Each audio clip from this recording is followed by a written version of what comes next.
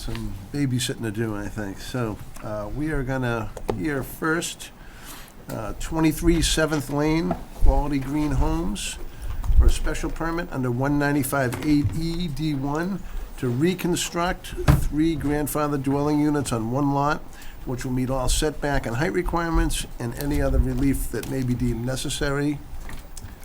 And Nancy Morrissey is going to recuse herself from the hearing. We have a board of 5. Good evening. Good evening, members of the board. For the record, my name is Attorney Melissa Robbins. This mic's too close to me. From the law firm of DeShane and Farrell. I'm here tonight for Quality Green Homes, LLC. Also with me is the manager, Jeff Brown, and the builder, Joe Flaherty. This is a good one to start with, Colleen. Okay. Just a little bit overview of the site. The lot is located in the RB zoning district right on Hart Pond. It's about 1.79 acres, and you can see on this highlighted GIS map, it's actually the one that I have highlighted with 3 little houses here. This is the proposed houses are superimposed over the lot. So the lot actually runs all the way up to Hart Pond, all the way back to Parkerville Road, and then there is a paper street private way, 7th Lane, that runs right here along the property. The site currently contains 3 grandfathered single-family residential structures, all of which were built between 1933 and 1941. Colleen, would you just mind flipping forward? Just so just flip through, yeah. So these are pictures of there's 3 houses on the lot and then some accessory structures and a trailer, not a trailer, mobile home trailer, a tractor trailer. Unlike other houses in this area, these units have not been expanded at all and have actually maintained almost their original size. The property's been maintained and owned by a single family since for about 40 years and hand down from family member to family member. They go there every year. This is not their only home, but now they are moving, so it's time for them to sell this lot. This is actually the first year they've not been able to enjoy the lot because they have been preparing it to move, so they have been on site removing some stuff from the structures, but not actually enjoying the premises this summer, unfortunately. 2 of the existing structures, if you want to go back to the second slide, Colleen, I'm sorry, these are a little out of order. That's okay. My PowerPoint skills are That one? not excellent. There we go. So there's 3 existing structures on the property, and you can see them better on your hard plan, but if you can see right here, 2 of the structures are actually right on the property line of 4H. I think that the zoning chart says 1 foot, but they're actually on it. The 3rd residential structure is actually right in the center of the property. And many of the accessory structures, as you can see on the plan, they're actually located, they may be encroaching on the land of 4H, but they're to be removed anyway. There's a barn, a trailer, and some other structures that I think have actually already been removed. The proposal is to demolish all the structures on the property and to reconstruct 3 new structures. Relief is needed from this board because the structures we want to build are greater than 30% of the existing structures. They're quite small, so we exceed the 30% that's allowed in your regular bylaw. The 3 new units will actually meet all of your zoning setback requirements. 2 will access right here along 7th Lane, and 1 will come here along Parkerville Road. The 7th Lane access will actually be increased a little bit so that the combined access for that site and the abutting properties will be a total of 18 feet, which will allow for a safe and adequate access without impeding anybody else's rights on the property. Can you flip to the units, Colleen? So the proposed units are similar to those at Quality Home, the colored ones, are building in Westford right now. They're small, single-family structures. They're modest in size. They have approximately 2,180 feet of living space, 2 or 3 bedrooms, and a 2-car garage. As you can see, they are small starter homes. As I had stated, the board can approve an expansion of these grandfathered structures up to 30%. Up to 30% is a matter of right. Over 30% if the board can find that my increase is not substantially more detrimental to the existing structure to the neighborhood. I think it's pretty clear that these expanded structures will not be a substantial detriment to the neighborhood. The proposal will completely update and beautify the site. It'll be landscaped and maintained by a homeowners association. The new units will meet all setbacks in your zoning requirements. On top of that, one of the existing structures is actually within the 100-foot setback to the wetland buffers, and that will be completely removed. And we're proposing to put the closest structure to Hart Pond 100 feet back to be completely out of the wetland buffers. And on top of that, all of the structures, even those encroaching the 4-H campgrounds, will be completely removed, and the setbacks will be 25 feet from 4-H campgrounds. The new units will also improve not only the value of this property, but also the properties in the area. The new property does the revision to this property actually will create more starter homes in Chelmsford, 2 or 3 bedrooms, which is badly needed in the town of Chelmsford. These proposed units are smaller than those of the direct abutters, but they're actually comparable in size to those in the neighborhood as you go towards 4th Lane. Many of those units are 1,900 feet, 2,100 feet, and then there's a couple ones that are bigger in size than that, or smaller in size. Some of these are smaller houses that were built in 1940 that still have not been updated, much like this one. And when you look at the number of residential structures we're proposing here, they're in line with the neighborhood. If you actually look at all of the house lots from 7th Lane to 4th Lane, and I did the math from the assessor's information, but the average house lot in this area is 0.58 acres. That takes into consideration the 2 or 3 larger lots that abut this lot. So as you go towards 4th Lane, they're smaller and they're all grouped along Hart Pond with smaller structures. I also want to close by just reminding the board that this is a use permit. This is not a use permit. This is a structural permit. I've heard concerns that some of the neighbors are worried about the impacts that these units could have because they'll be year-round now instead of seasonal. My clients have been there yearly since, well, not my clients, the property owners have been there yearly since they've owned the property. And the truth of the matter is that these 3 residential structures are grandfathered residential uses, and you don't have to take my word for it. You have a letter in your packet from the building inspector. And anybody who buys these properties today, as is, has a right to move into them and live there year-round, as does any residential property in the town of Chelmsford. The question before the board is, can these units get bigger and not be a substantial detriment to the neighborhood?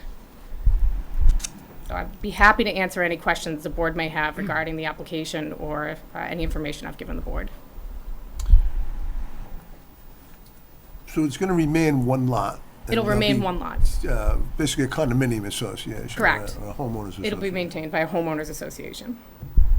It will be a condominium association because it's shared property. So it's one lot currently owned by one person, and all 3 structures are currently owned by one Right. person. It's multiple principal structures on a lot. So it's pre-existing non-conforming for multiple principal structures on a lot, each of which is a residential structure. But currently owned by one person. Correct. Yeah, the lot is merged for all intents and purposes. There's 3 And the residential structures proposal on is it. to have 3 separately owned structures That's correct. built That's correct. on this, and not divide the lot. That's correct. So the lot would be owned by Association. the association. That's correct. And just like any other condo association, everybody would have an exclusive use to use their own unit, which is something that could happen today. All right, the 3 structures that exist today could be condominiumized and sold to 3 independent people. The question before the board is not as to the use of the property, but as to the size of the structures. That's what I'm asking the board for, is relief as to the size of the structures. An expansion to these grandfathered structures that exist here today. Melissa, Yes. the 7th Lane, is that town-owned? How does that work? No, it's a private way. Lots of these roads, especially in that area, are not town accepted. And what happens by course is that people own rights to the center line of the roadway, and they have an easement to pass and repass. And that's what happens out there today. 7th Lane exists, the abutters use it all independently to access their properties, much like a paper street. I guess on that note, what about the sewer there and the water? There's a sewer easement that runs through the property, but there is proper utilities for all of the site. We do have a letter in your packet from the Sewer Commission and from the Water Commission, but we can meet all of their requirements. Okay, I'm good for that.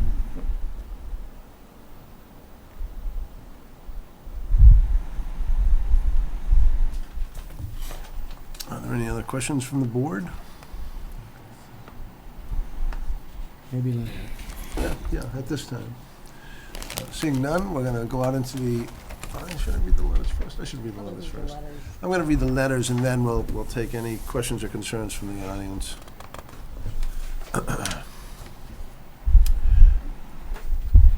I have a letter from the Chelmsford Water District regarding 23 7th Lane. Dear board members, the Chelmsford Water District has concerns with this project. Existing conditions consist of 3 camps being fed by 1 domestic water line. The Chelmsford Water District requires each individual dwelling a separate domestic service line. The representative for the proposed project needs to contact the Chelmsford Water District before we can approve. Once the contractor has met with us, reviewed and accepted our requirements, we will forward and assign approval letter to you. In addition, the Board of Water Commissioners, upon approval of proposed project, will request the following to be part of your order of conditions. Water is for domestic use only. Water-saving devices should be utilized throughout the facility. Xeriscape landscaping should be implemented to minimize water usage. Sincerely, Richard Tansino, Distribution Manager, Chelmsford Water District. Melissa, would you like to respond one at a time? Does that make sense? Sure. And that's xeriscaping. No, I think xeriscape it's- landscaping is limited water landscaping, so that we don't have to have a separate water system for the landscaping on the property. But we can agree to all of this. And there'd be no concerns about putting a well in, should you decide to do, Some landscaping as on a side and a well. I mean, if you decide to put in a well, there'd be no problem with that, I think, on the property. Well, we haven't tested for a well, but I think that we would Not have. domestically. Oh, domestically, yes, You know, doing the lawn with a well, right, if you chose. for landscaping purposes. Yes, yes. Yes. That's not our proposal, though. We will agree to have the xeriscape landscaping, so to limit the water on the site. And that it's not each necessary. of the 3 would be fed by their own single domestic water line. That's right, and that's a water department requirement that each has a separate connection unless we get a variance I from the know water the fire commissioners. department has a letter here. Is there an anticipation of a hydrant at this location? We have not shown a hydrant in this location at this time, but if the fire department required ones, when we went to put the pull the building permits, we would obviously put one in. Well, We would I'm need it just for thinking fire if you're gonna end safety. up putting in a water line, I'm assuming that there could be a hydrant at the end of it. Right, well, only if the fire department requested it, but yes, we could provide one if it was necessary for the fire department. How long is the road, do you know? I think it's 500 feet. We can read the letter, and I may be speaking out of turn, but I think it's 500 feet that's required to have a hydrant from your home. Right. No, once we do review this with the fire department, should they find that a hydrant be necessary, we would install one, obviously. The road exists today, and I think, go ahead, Mr. Chair. Right. Right. I mean, the entire lot is 642 feet, it looks like, on the roadway side. So it may be, I think you may just miss it, but we'll see what they say. In any case, if the fire department told us that it was needed for adequate health and safety, we would install one for the new homes. Okay. Yes. And the items, the Chelmsford Water District picked, you're comfortable with. Yes. I have a letter from the Engineering and Sewer Division regarding 23 7th Lane. They have no comments from the Board of Health. I have a letter from the Police Department with no comments on 23 7th Lane. I do have a letter from Engineering. Dear board members, regarding 23 7th Lane, the office reviewed the submitted application for 3 reconstructed dwellings on 7th Lane. Based upon review, we have the following comments.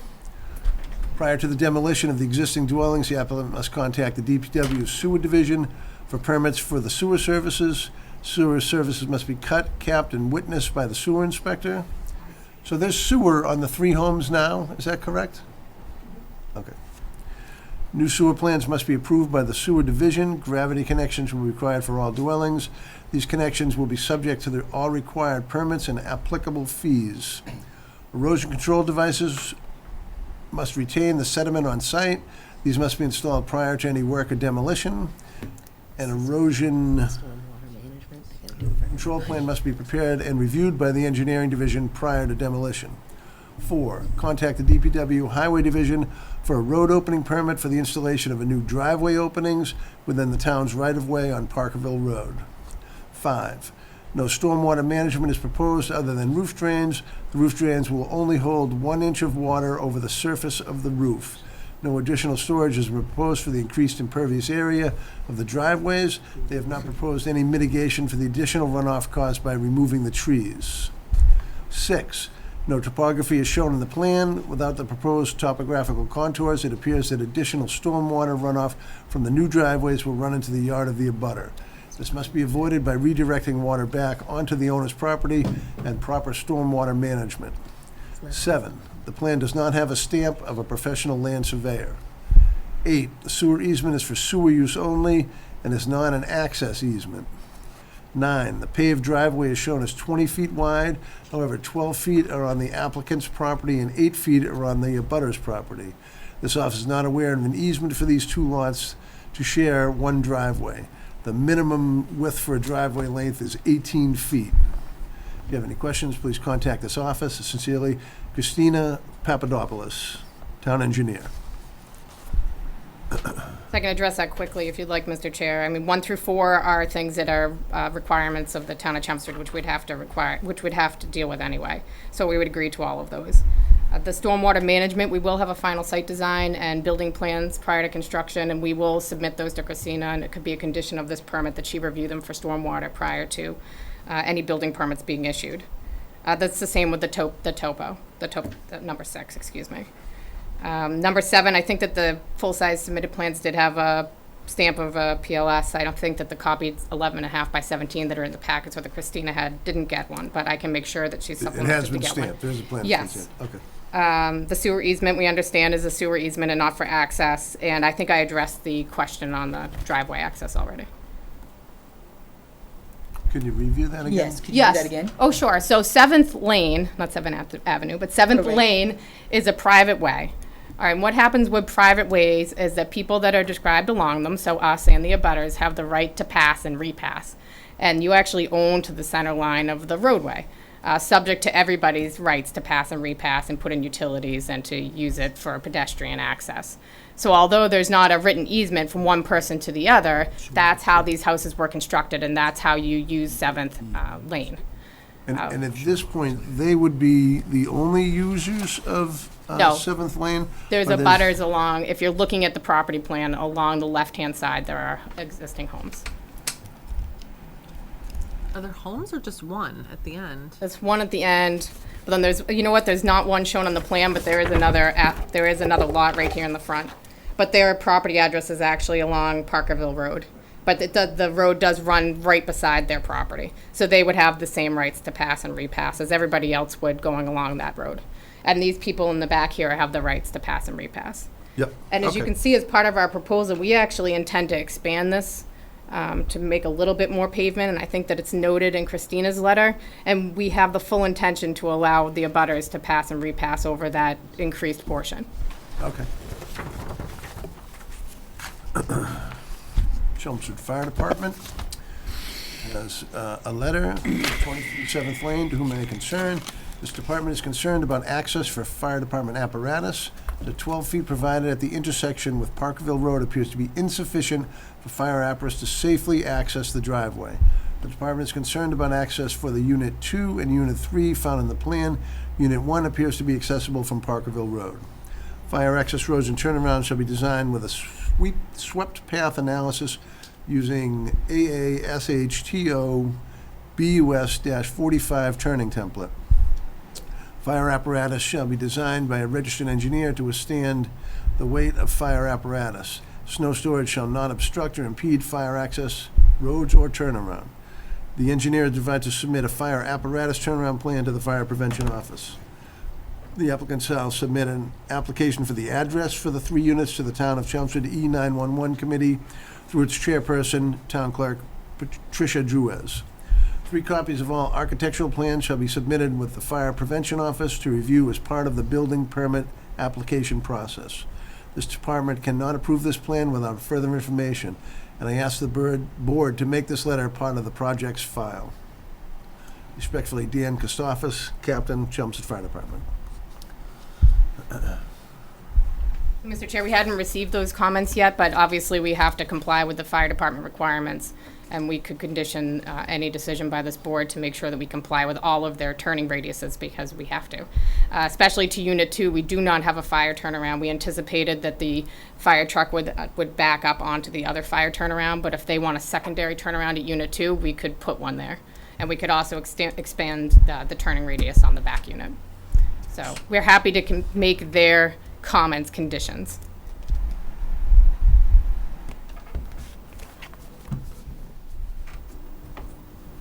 Yeah, I certainly can't speak for them. I would think that the one turnaround would be acceptable for Unit 2 as well. But like I said, subject to approval would be the way we would word that.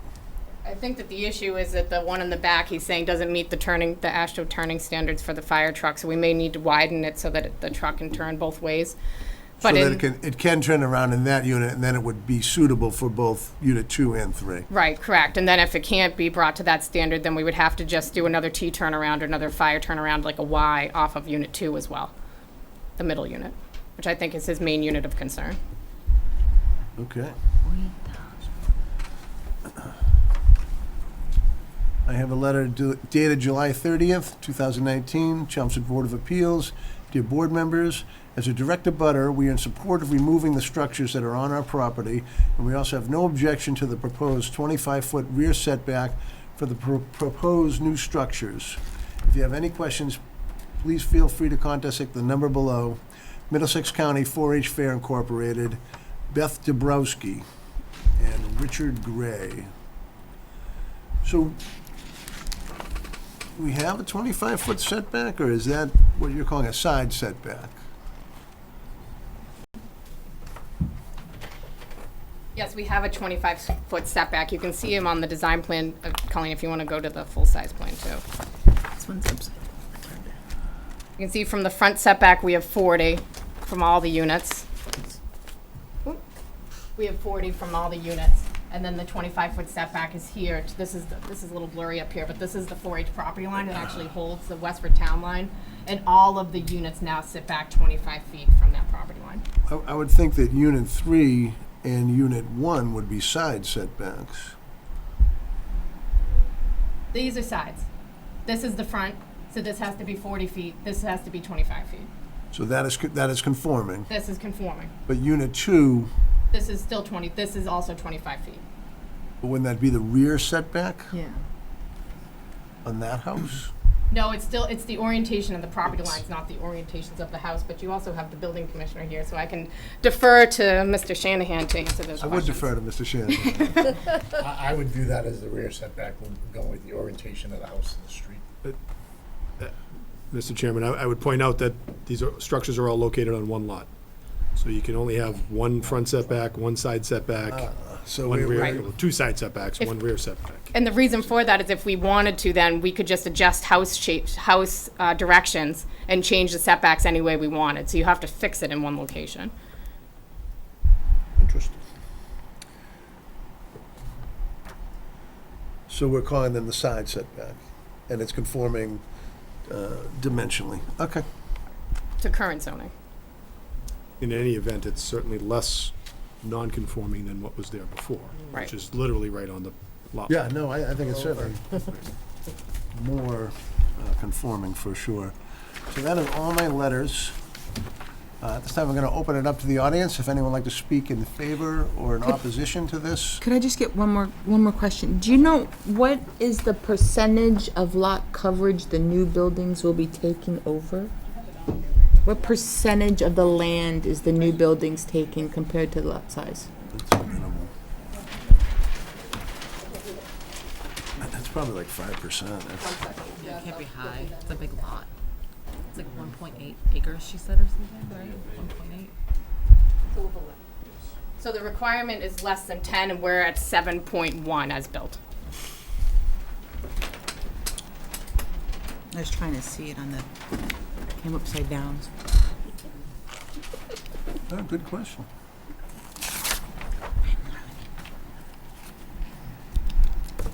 Good evening, Mr. Chair, members of the board. For the record, my name is Philip Eliopoulos. I'm an attorney here in Chelmsford at 9 North Road, representing the direct abutter, Gary and Maureen Baker, who, if I may show you, live here. If I might pass out to the board some material. Certainly. Um, Thank you. So I'm covering for Dennis McHugh, who actually is representing the applicants as well. He couldn't be here tonight, so he asked me to cover for him. So what I'm doing is just passing out some pictures that were taken from my client's property, just to give you a better perspective of what these look like. And I also wanted to pass out something from Dennis McHugh, since he couldn't be here. He wanted to present his own memorandum with his arguments in opposition to the project.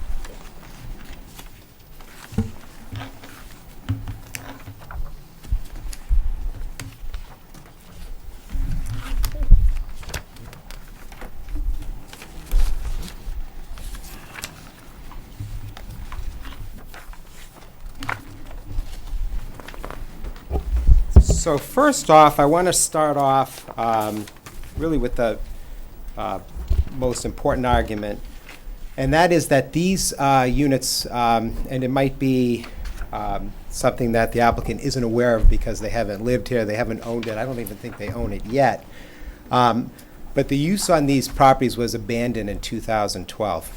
So you will hear tonight the abutters who live next door to this project and who've lived there since 2012 talk about the lack of any use of those properties. That's also supported by the Chelmsford Water District. The water was actually closed off on the street on these properties in 2012, 2013, 2014. Wasn't turned on again until 2015. In 2016 or 17 and 18, there was no water flow. The water was turned on, but the Chelmsford Water District was only charging them the minimum base amount, which is 0 to 1,000 gallons. These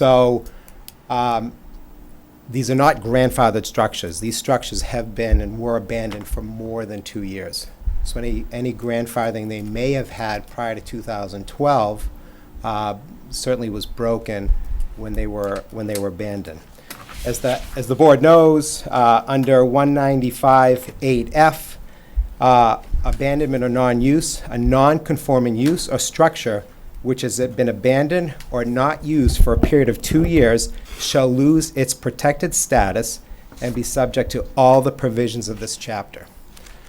So just that alone would prevent the board from issuing a special permit because these structures, both the use and the non-conforming structures, are not grandfathered anymore. And like I said, the water usage we confirm with both the Water District and one of the water commissioners as well. And I have records I I'm can sorry, Philip, supply is the that board. 195.3F? It's 195(8), Section F, deals with the non-use for 2 years. So that's the first problem the applicant has. Even if the property hadn't ceased to be used for the last 6 or 7 years, the only use these have had, and this will be something that my clients will talk about as well, once or twice a year since, so the properties were originally owned by the owner's aunt who passed away around 2012, 2013. Prior to that, she would come out, use the cabins, 1 or 2 of them, just during the summers, 6 to 8 weeks maximum each summer. These are not winterized, they don't have heat. She wouldn't use them at all during the winter months. After she passed away, the cabins were not used at all. Even though the water was shut off, they weren't even used or accessed. You can tell from the pictures they've been boarded up. And in fact, even in 2016, when the assessor went out to look at the properties, the assessor noted on the assessor's card that the structures were boarded up. So the assessor as well confirmed in 16 that these structures were not being used. And that is in the property cards, which I believe is actually in your packet as well. Since they passed to the current owner, who's the niece, the only activity on the entire site was an occasional once or twice a summer they would come out and camp. They wouldn't use the structures. They would physically put up tents, sleep on the land. So it was basically being used by them as raw land. And again, that's something that the abutters can also verify. Again, I don't expect the applicant to know this because they don't own the property and they don't know the history like the abutters would. With regards to putting that aside, in terms of assuming that the board would look at the criteria for a special permit, certainly the board has to look at what's there today versus what would be there if the project would unfold, and determine that that the project would not be substantially more detrimental to the existing use of the existing structures. The other piece I would say is that, in my opinion, the structures themselves are not undergoing any type of work. Okay, this isn't a reconstruction under the bylaw. This isn't an extension of the existing structure. This isn't an alteration of the existing structure, and it's not a change of the existing structure. They're not using the existing structures at all. They're not using the existing footprints at all. There's no foundations there. From my understanding, all three of these structures are just on cinder blocks, but still, the case law would support looking at the footprint as it exists today and what's happening to change that footprint. What they're seeking to do is voluntarily demolish the structures and build 3 new structures, which isn't protected under the special permit criteria. And the courts have taken a very negative view of a proposal where the structures are being torn down and rebuilt in a completely different location. With regards to what they're proposing, the structures themselves, the new structures themselves, I heard it mentioned that the living area would be about 2,100 square feet. I don't know how much the gross square footage will be, but let's just take their living area, their 2,100 square feet of living area. That would be 7 times larger than the smallest of the 3 structures, 3 times larger than the medium-sized structure, and twice as large of the largest size cabin. So you're talking in total more than 3 times the size of just living area, let alone, I don't know what the gross square footage of these structures are. They weren't on the plans. That could add another 1,000, 2,000 feet in total. So you're looking at a situation where these are getting significantly larger, as well as the size, the tree clearing, the added pavement. It's the abutters' feeling and contention that these would be significantly more detrimental to them than what they're used to today and what they've been used to really for the last 40, 50 years when these were first built. From our records, the first structure was built, I believe, in 1938. So you've got 3 cabins that are barely used or not used at all over the last 50 years that are now going to be 3 single-family homes on 1 acre. Okay, the parcel's a little bit bigger than 1 acre, but all the homes have to be at least 100 feet away from the pond. So you're putting 3 single-family homes on 1 lot. And I don't know if anyone brought that before this board, how they could say that wasn't substantially more detrimental than not having 3 single-family homes on 1 lot. So I just don't think they can make that test that somehow this wouldn't be more detrimental.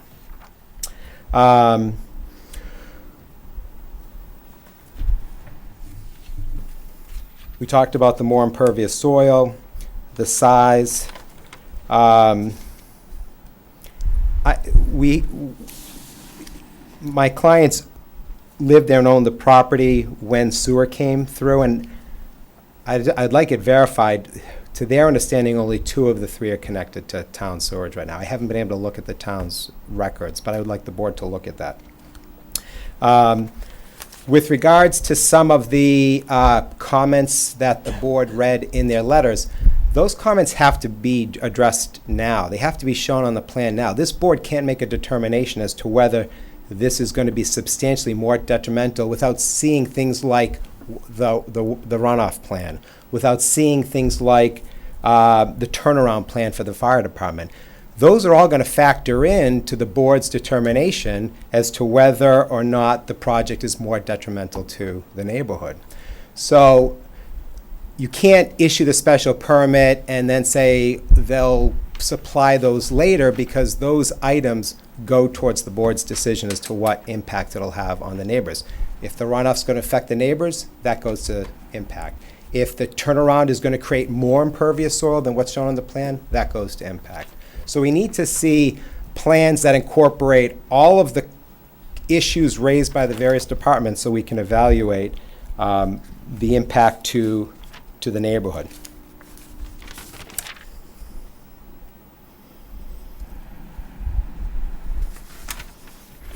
Again, town council's here. I don't even know if we get to that determination if the use has been abandoned for more than 2 years. I think that is really the critical piece. My feeling is the applicant really should be applying for a variance. This is not a special permit. They need a variance. It's not grandfathered, and quite honestly, it far exceeds the special permit authority. But I don't know if it's appropriate to ask town council about the stoppage of uses, whether that would prevent a special permit from being issued, if in fact that's the case. I think that we're okay with the special permit if we're looking for not dimensional, but just relief from the 30% allowable. So, Mr. Chairman, in order for an application to be granted a special permit to reconstruct a pre-existing non-conforming structure, in this case, which also involves a pre-existing non-conforming use, which is multiple principal structures on a single lot, it has to maintain its status as a pre-existing non-conforming structure or use, or both. So I think that is a key question. The board does need information as to whether or not the status of a pre-existing non-conforming lot and use remains in place, or whether it was discontinued for the 2-year period that is discussed in the bylaw and in Chapter 48, Section 6. And we had a 3-year period where the water was, Turned off. confirmed this, turned off, but that seems to be the testimony that there was a 3-year period where there was no water. That is, I haven't seen any documentation Yeah, I have not either. on that. I think that before the board wants to make a determination, it should see documentation, and it should also give the applicant the opportunity to respond. But I do think before you make any other decisions here, you do need to make that That's the threshold priority. determination. Because if it doesn't retain its status as a pre-existing non-conforming structure and use, then you don't have any authority. And in this instance, you would not be able to grant a variance to allow the Or it's- construction of multiple principal structures, because we don't allow use variances, and that would be a use issue, not a structural issue. And this would be the determination of the building inspector? Or us? Whether the use has Well, expired? you've been asked to grant a special permit to reconstruct a pre-existing non-conforming structure that also constitutes a pre-existing non-conforming use.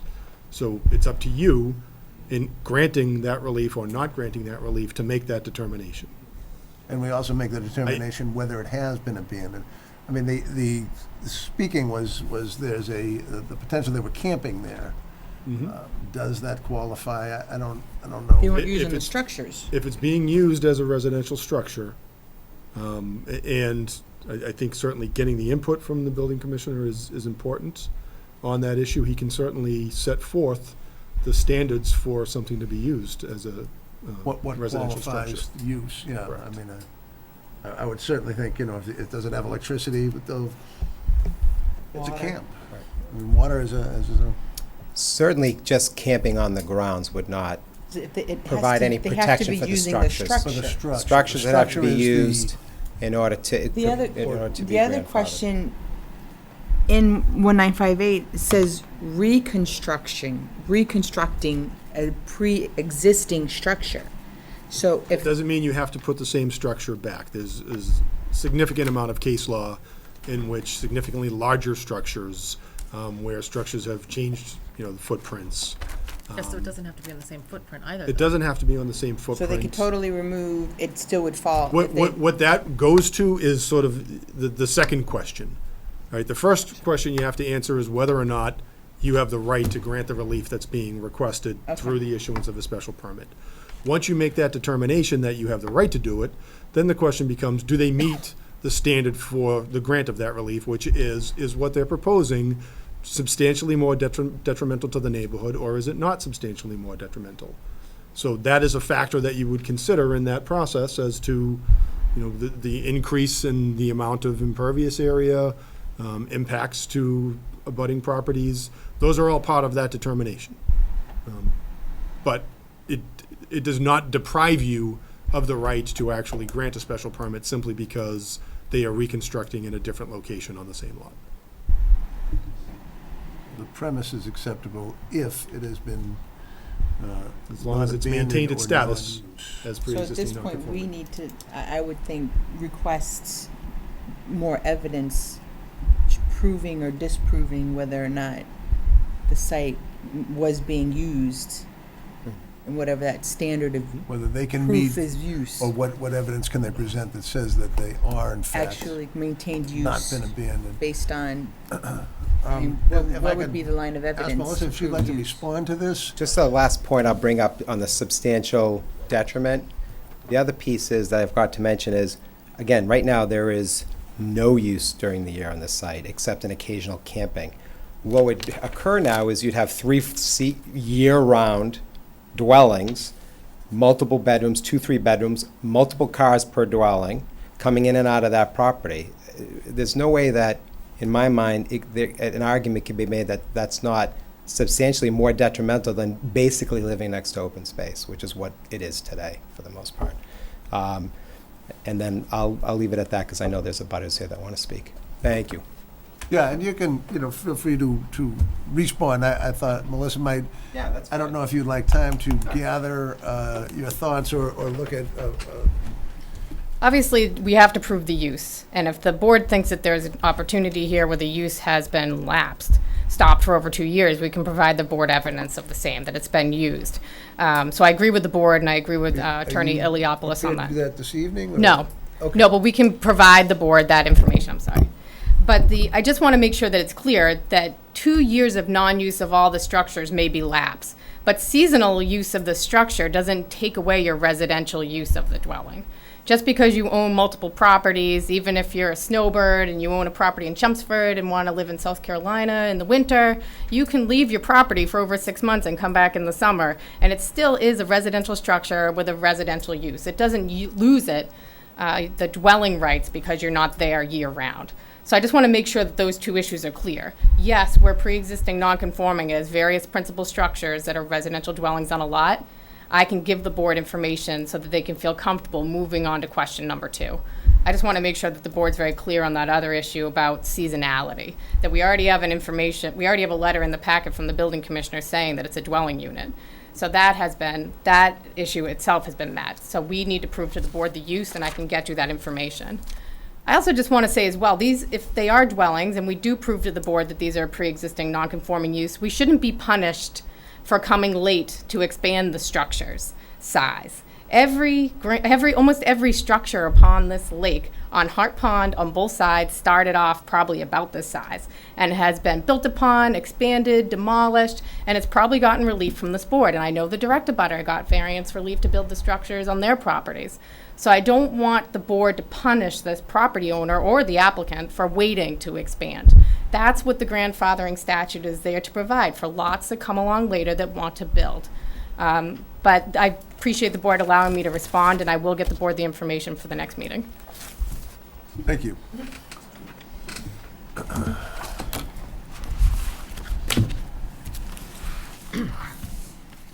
I'm just looking at Mr. McHugh's letter here.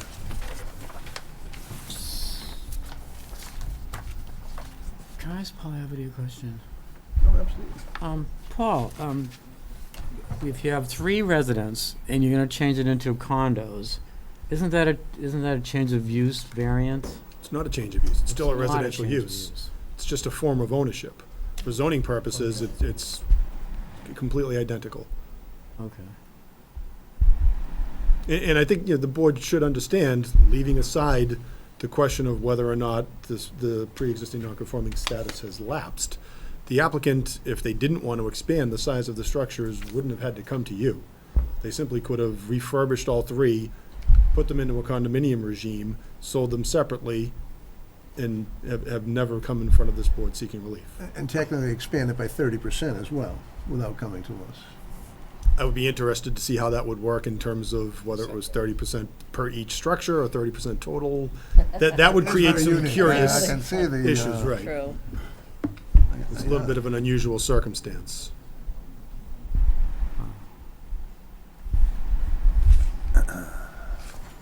Good evening. Good evening. My name is Gary Baker. I'm direct abutter to this proposal. First of all, I want to thank you for the opportunity to speak against this proposal. I've lived on the property next door for 35 years, and I'd like to make it clear that I'm not opposed to the responsible development of the property. I am opposed to the density that's proposed for the property. I believe that 3 large single-family homes located on 1 acre of land in our neighborhood will significantly change the use of the property, increasing both the vehicle traffic, pedestrian traffic, to an undesirable level for our quiet neighborhood. Acceptance of this proposal will change the look and the feel of our neighborhood forever. This property in size and shape is suitable for 1 single lot, in my opinion. The property prior use was by 1 family for 8 to 9 weeks of the year, with their primary residence in Lowell. The property has seen little to no use since the passing of the previous owners, which was 8 to 10 years ago. I'm hoping the board will vote to protect us from this unwanted development, the overcrowding, and the other hardships that this will create to us by a developer only looking to maximize its profits to the detriment of an entire neighborhood.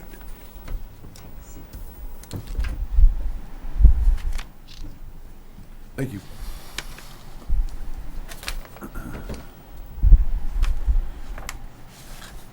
Is there anyone else this evening who'd like to speak in favor or opposition to this project? I can get your name and address, sir? Yes. Hello, good evening. Good evening. My name is Ron. I'm the owner of 68 Parkerville Road, which is the side brother of the property the project's going on. So I also oppose to the structure. I'm not opposing for the construction of on the property, but what Gary mentioned, I would agree that 1 property, 1 living unit be sufficient. 3 units can be a lot of traffic. I moved to the property 5 years ago, and I like the quietness. And for me, having 3 properties got a lot of traffic, and not alone now with the 4-H fairground, you're gonna have 3 properties. You can't oversee the 4-H fairground now, the quietness, and the neighborhood itself. So I'm opposing to that structure too. Thank you. Thank you.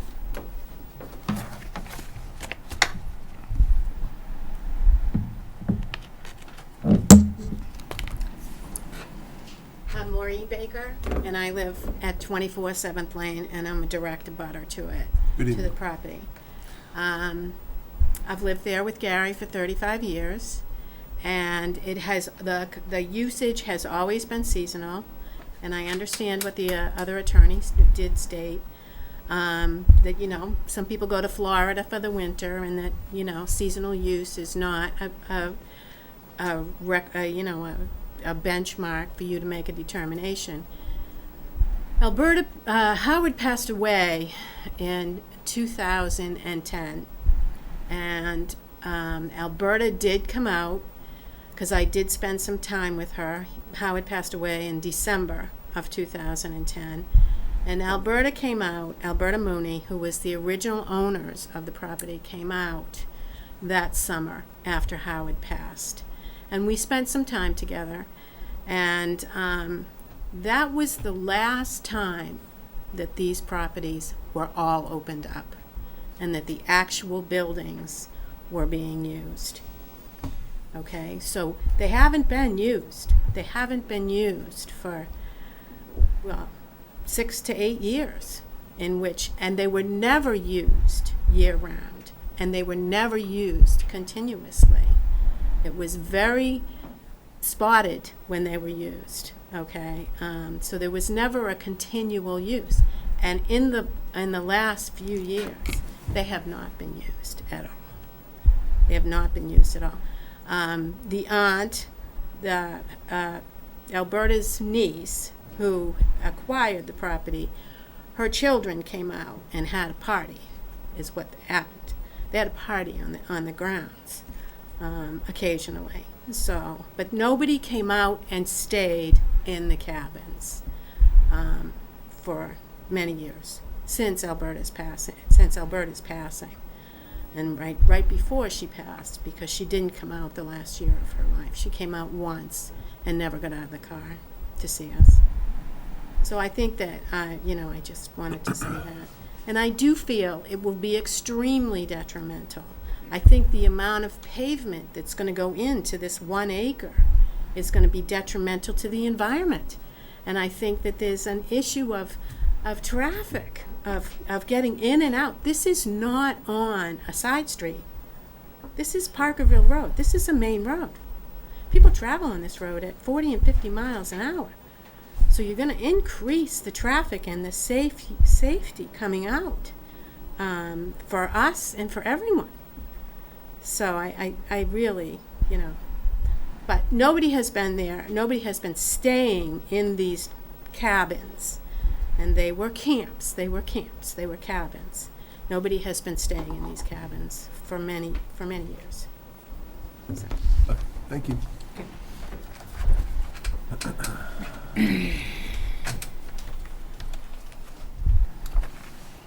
Is there anyone else that wishes to speak this evening?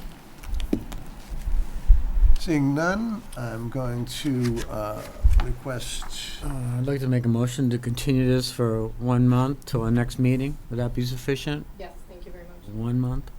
I second the Be- motion. That would be All in favor? Aye. September. I'm just looking now, I'm saying on now. September 5th.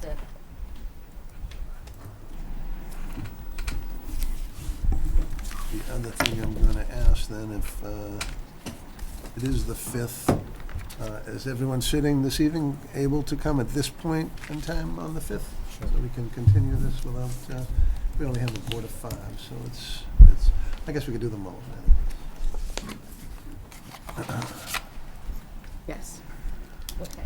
So you can only do the Mullen Rule if you actually close that night. Said if someone misses the next hearing, you can only do the Mullen Rule if you don't close that We night. don't close, we Right. continue. Right, so it would be better if everyone could make it the 5th for sure. Okay, we'll continue this till September 5th, 7 PM. Thank you very much, Mr. Chair. And we'll hear testimony as to the residential use continually, or the 195-8F, abandonment or non-use.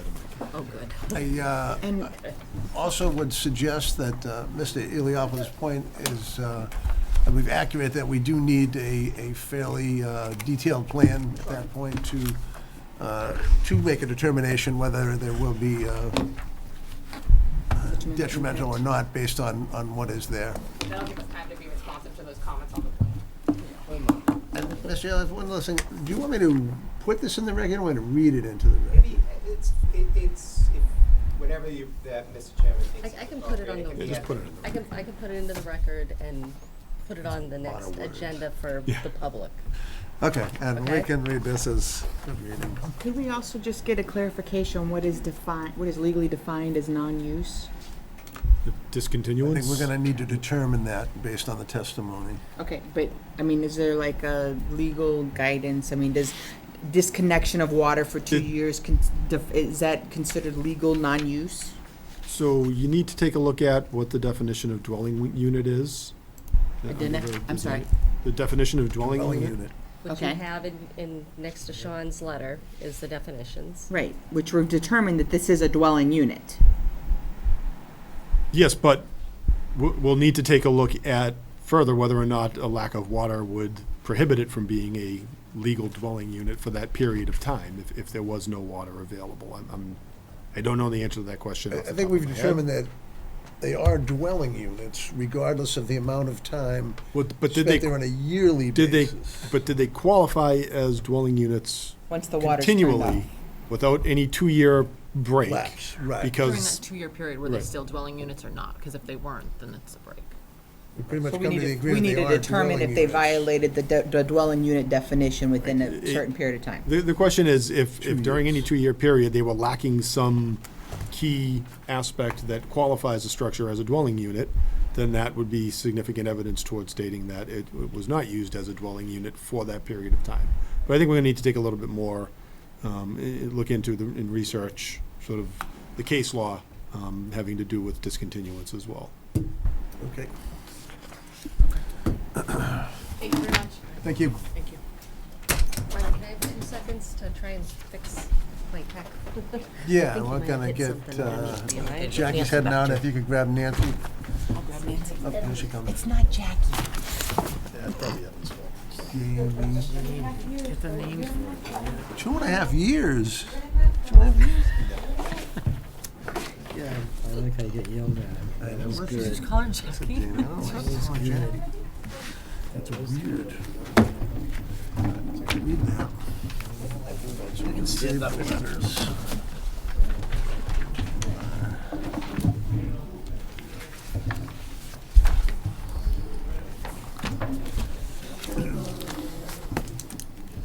Do we want to go to Chelmsford Street? the articles, or do we want to go ahead to Chelmsford Street, Colleen? I would think you'd Is want to. Evan available? Is he here? No, he's not here, so. Oh, he's not to speak. But Paul's going to stay. Oh, okay, okay. So you're gonna be here anyway, so you can go to 21?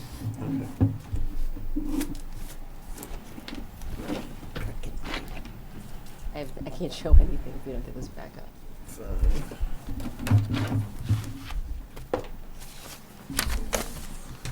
Well, that's a mess. I gotta say. Never mind. Everything's wonderful. Hopefully I won't need to dig into that again. It's okay. TV last night? Our next hearing will be 21 Chelmsford Street. Andrea Dolette for a special permit under 195 Attachment 1D 33 to conduct a massage business and any other relief that may be deemed necessary. Good evening. Hello, I'm Andrea. Could I have your full name and address? Andrea Dollett. I live at D5 Black Oak Drive in Nashua, New Hampshire. And I had a massage business above Sal's Pizza for 9 years, and then I moved it into Tingsboro, and now I'm looking to move back into Chelmsford with my business. Okay, okay.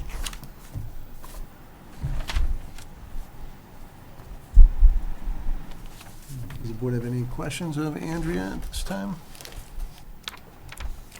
Seeing none, we'll read the letters. Chelmsford Water has no comments. Chelmsford Police have no comments. And Engineering has no comments. That's the extent of my letters. That was quick and easy. Those were exciting. At this time, I'm going to open this up to the audience. If anyone has any questions or concerns regarding this application, please approach the podium and your name and address. Hi. Hello. I'm Anita Tanini. I'm a town meeting rep, precinct 4. I also sit on the FinCom. But on top of that, I am a client of Andrea's. I was referred to her by my doctor because I recently got diagnosed with lymphedema. For those of you who don't know lymphedema, that is a swelling of, either your arms or your legs. Usually people get it because they've had cancer. That's not the case with me, but I did get this lymphedema. And what the doctor had recommended me was to seek someone who does lymphatic massages. I can tell you there's not many people in this area that do that. Andrea was one of them. So I, highly recommend approving this permit. It's not, this serves, there's a lot of people out there who have my condition. And, someone local to go to versus having to go trek into the city is a great benefit to our town. Thank you.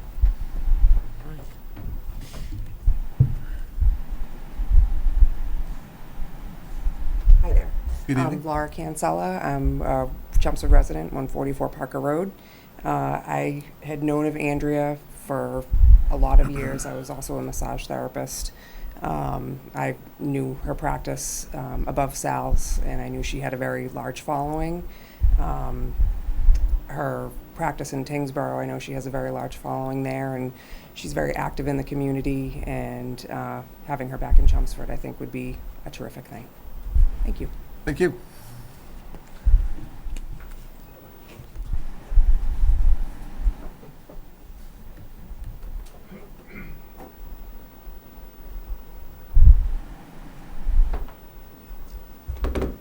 Hi, I'm Ralph Nelson. I live at 5 Bishop Street in Chelmsford. Been here for about 37 years. I am a client. I was recommended by Lowell General Hospital. I am survived cancer 3 times. I'm fighting it 2 more times now. Hopefully get through this. Andrea does an oncology massage. There were times I've gone in and seen her where I had no energy. I was just physically exhausted. And whatever she does with the magic with her hands, I left and I just felt much better. That's about it. If you have any questions on that, I will be happy to answer any, but she's marvelous with what she does. Thank you. Thank you very much.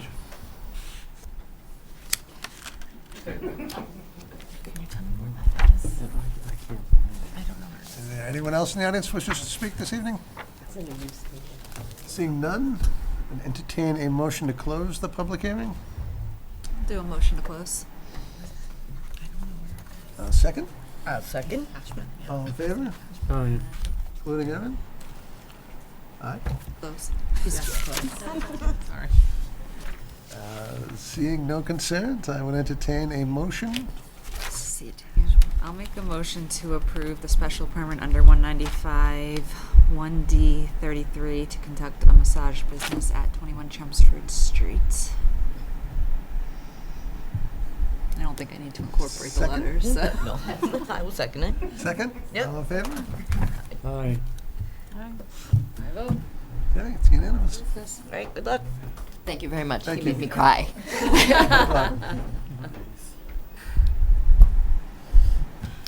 Okay, moving on. That's the use table. That's allowed.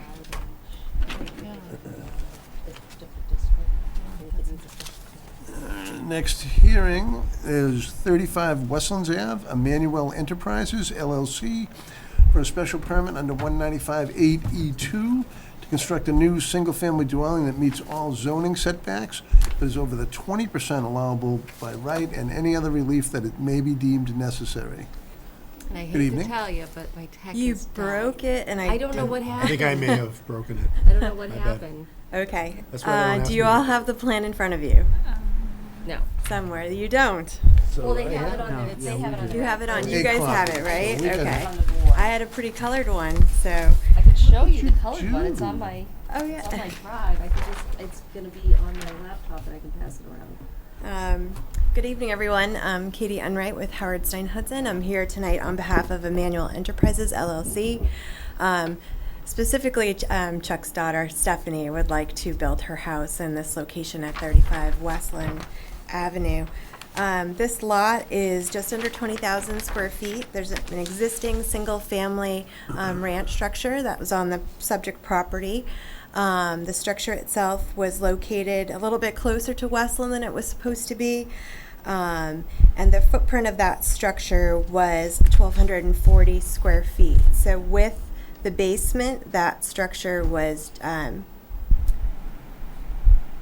2,200 square feet total per the assessor's property record card for that structure. So it was a one-story structure with a full basement. Essentially what we'd like to do is build a colonial-style house on this lot. I have some pictures for you of what that house would be. Oh, did you find it? Yeah, I have Okay. them.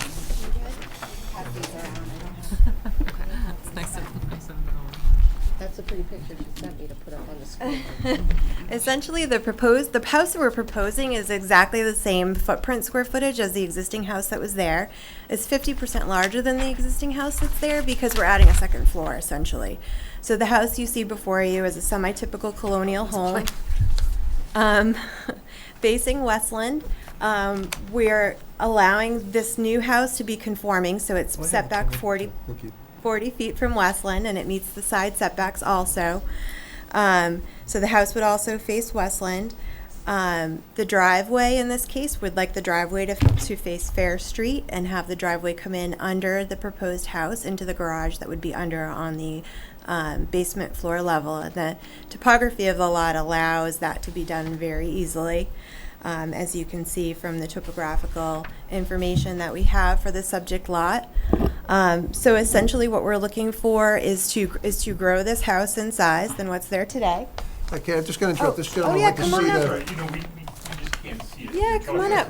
You know what, you can come up here and take a look at this. I'm very sorry. I mean, you can look at this one too. No, No, if please. anyone would It's like usually up to- on the computers.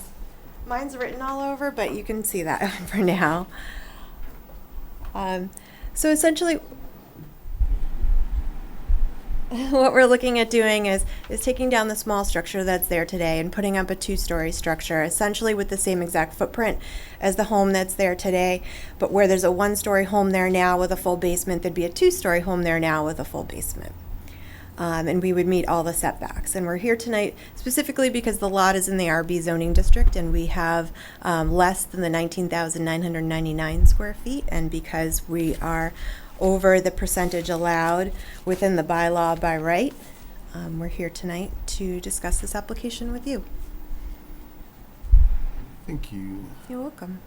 If you have any questions, we'd be happy to answer them, and certainly the audience, I'm sorry, usually it's up on the screen. If you have any questions, please come up and look at the plans.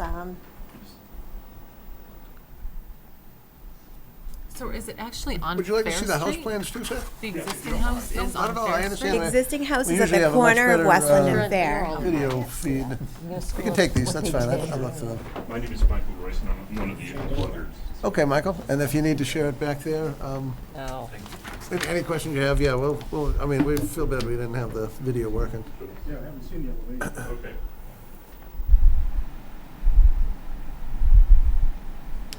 Sean, as an aside, this would not be before us if the changes were made. Correct. Right. This is Westland. And so then that comes up like that. This one? Sometimes if I go through first and then change it back, it's in. Sorry. I'm so sorry. Melissa always tells me to bring paper plans for the podium in case this doesn't work. And Just in case. tonight's the first time I didn't do it. She got her PowerPoint. She probably had a bug in there. She tells me she doesn't trust technology, so she's always telling me I have to bring plans. Right tonight. I know, right? Thank you. And it's going to be great that you have the house there. It's really going to be a wonderful thing.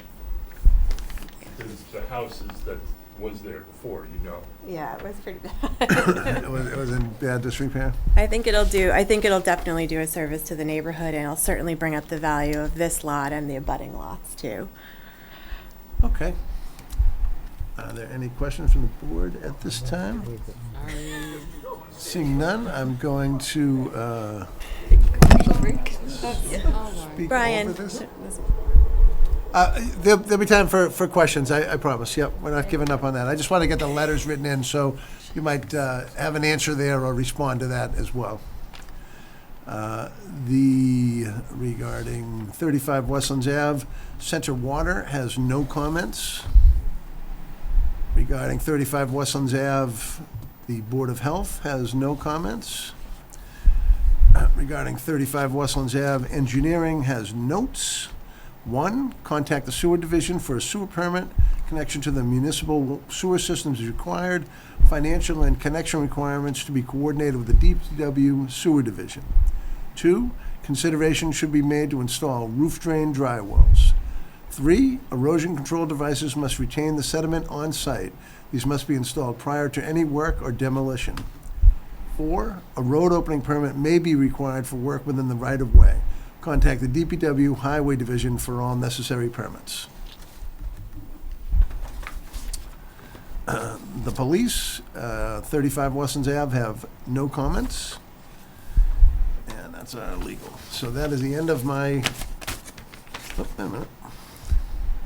I apologize, I have one more from the Fire Prevention Office regarding 35 Westland Ave, to whom it may concern. The water supply appears to be adequate. There is a hydrant located on Westland Ave that is accessible for firefighting apparatus. The applicant shall be required to submit an application for address to the Town of Chelmsford E911 Committee through its chairperson, Town Clerk Tricia Druez. 3 copies of the plan shall be submitted to the Fire Prevention Office as part of the building permit review process. This department would approve of this proposal with these conditions, and I ask the board to make this letter part of their approval process. Respectfully, Dan Kostofis, Captain, Chelmsford Fire Department. That is the extent of my letters this evening. I'm going to open this up to the audience. If anyone would like to speak in favor or in opposition to this, now is the time.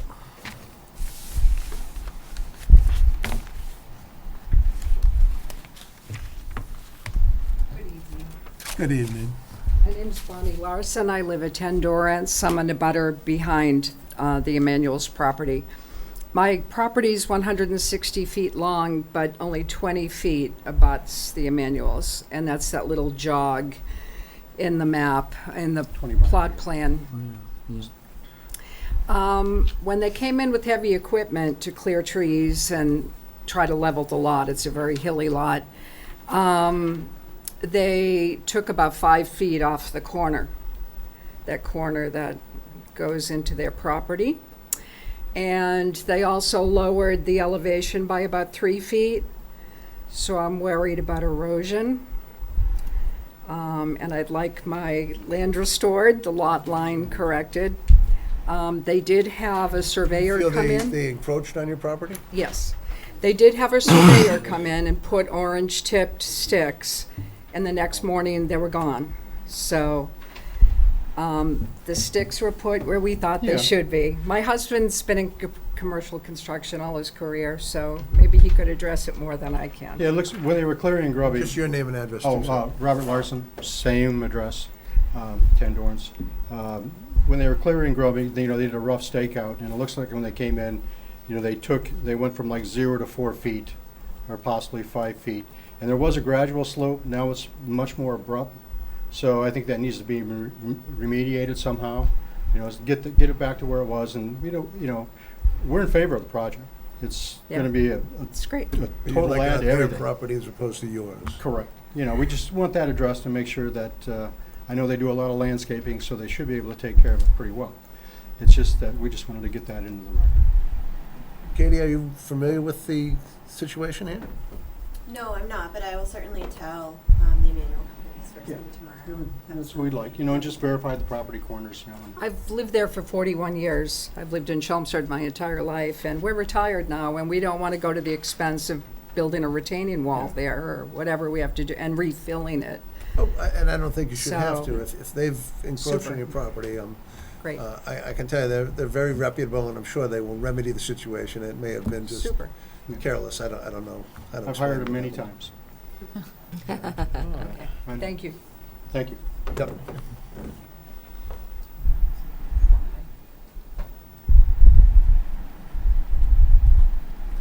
Hi, Dave Guiney, 31 Westland Ave, Chelmsford, Mass. Actually, like, my neighbor's behind me. So we have a fence, and now there's a very steep grading between our property and their property. So they did take away some of the soil that is technically our property because we built the fence about a foot off the property line. So we're worried about the fence not falling over and future erosion. So we would just like that addressed. Thank you. No.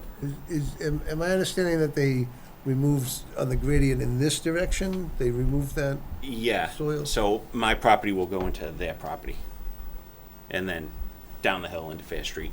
Into my house.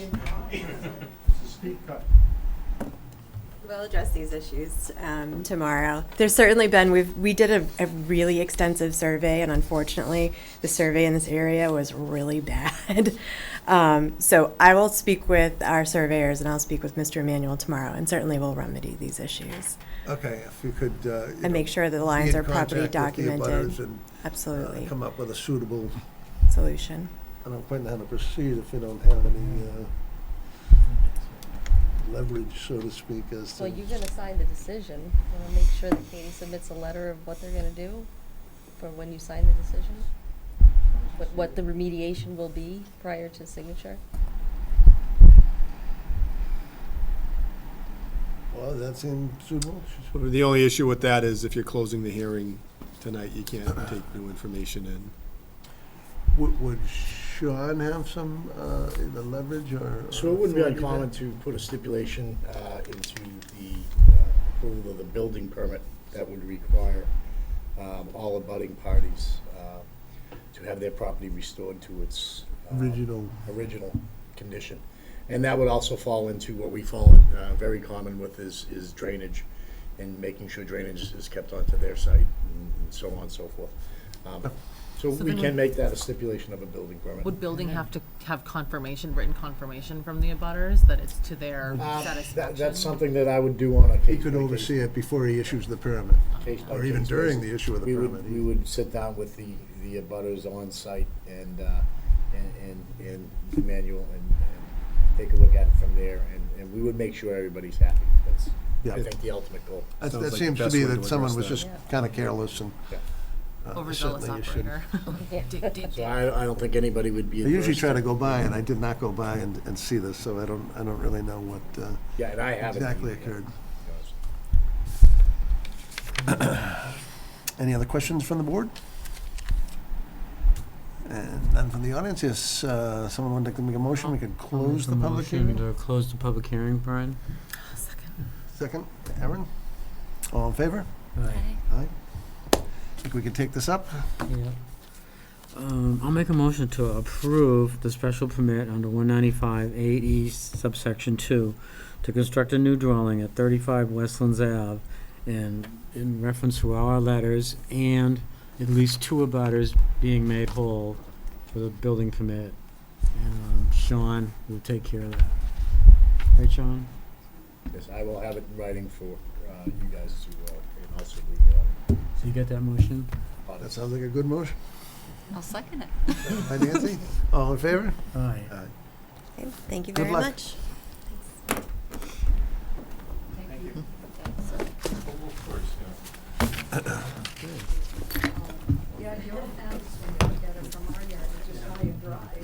We have some feedback from Paul before we go, and we have minutes after that. Great thing.